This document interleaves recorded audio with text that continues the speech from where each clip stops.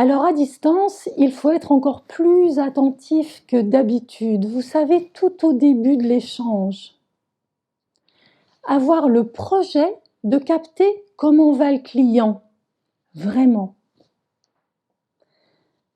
Alors déjà, c'est arriver à s'isoler de votre environnement, des distractions qu'on subit pour s'engager dans la relation au travers de l'ordinateur ou au téléphone. C'est avoir l'intention de capter tout ce qui vient en plus des mots. Le ton, le débit, les hésitations, la respiration, tout ce qui vous donne les indices de comment va l'autre. Et si en moi ça résonne que oui, mon client va bien, alors je peux commencer à travailler, c'est bon. Par contre, si je ressens un malaise, si moi j'ai l'intuition que quelque chose ne colle pas, je reste attentive.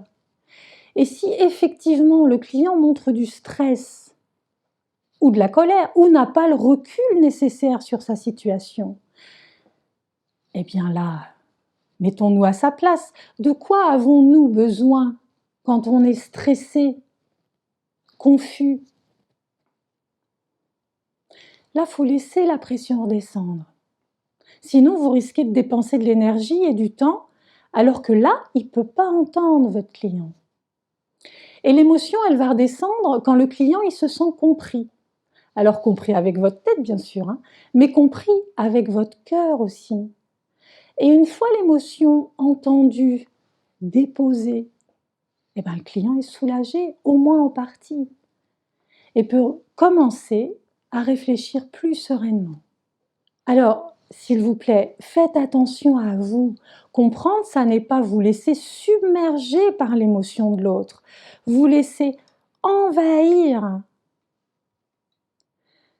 Ça n'est pas non plus minimiser et déformer.